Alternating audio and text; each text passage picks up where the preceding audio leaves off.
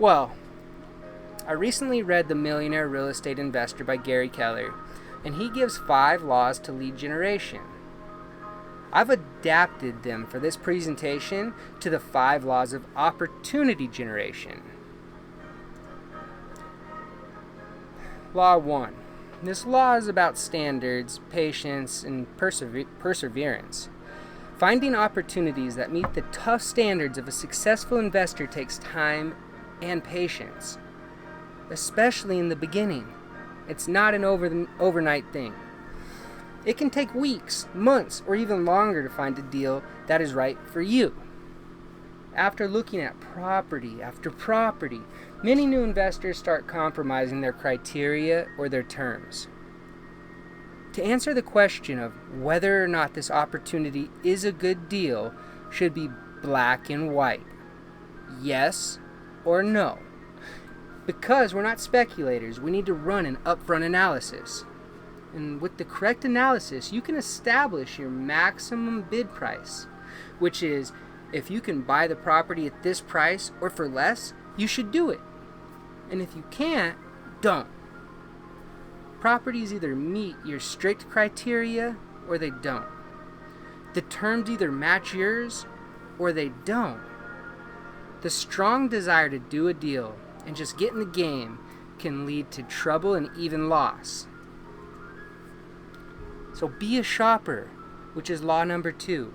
Be a shopper, not a buyer. While a buyer never leaves the store empty-handed, the shopper's happy to do so. Shoppers understand that it's far better to miss a good one than it is to buy a bad one. Success is based not on doing deals, but rather on doing great deals. Successful investors understand that investing is cyclical. That means there's times of plenty and there's times of scarcity. And because they're shoppers, abundance never leads to recklessness, and scarcity never leads to impatience. Because of this, the investor never feels the urge to compromise their standards.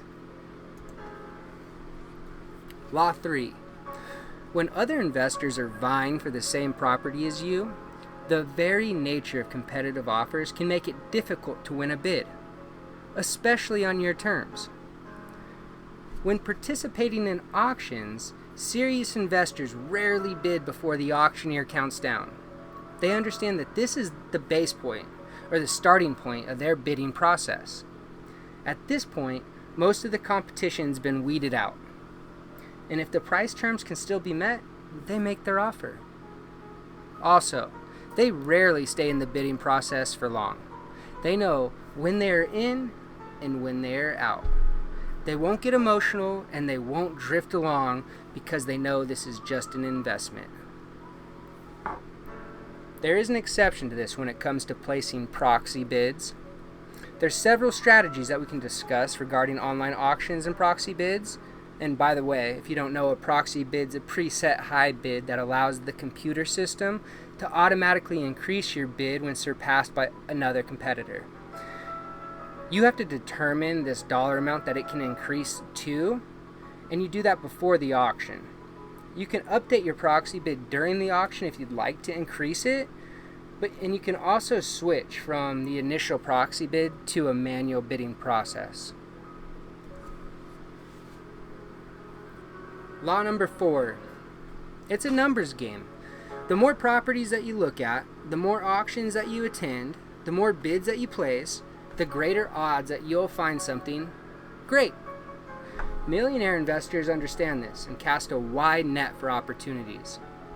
In surveying successful investors, we can get a sense of the number of opportunities that they must investigate to find and make a deal.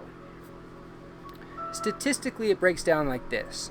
For every 30 properties that meets their basic criteria and is worth investigating, i.e. suspects, about 10 warrant serious research. We call these 10 the prospects. And of these 10, they placed bids on 3 of them. And because their terms were as strict as their criteria, only one of those bids turned into a done deal. Call that the 30-10-3-1 ratio for experienced and seasoned investors. Beginning investors, well, they'll probably have to look at 3 to maybe 5 times as many properties, which is 90 to 150 properties to find legitimate prospects. What you risk the most when you're prospecting is time. And that brings us to law number 5. There is a risk for lost money if you run an abundance of unnecessary searches, but the reality is that the time required to research a property that may be redeemed or purchased by somebody else, well, that's the real risk. Being organized with your research and prospecting methods will be very beneficial when it comes to doing this full time. Oftentimes, if you want to research more than one county, or even more so, more than one state, the data will be overwhelming. It may be beneficial to use somebody, like me, who can help you parse through these opportunities and auctions to help identify the properties that match your criteria that we just got done defining. And you're in luck, because I'm currently enrolling clients. So take the first step. Request an appointment. Feel free to schedule a call with me. I'll be happy to discuss this entire process with you. You'll want to schedule this call to see how you can fortify your financial future.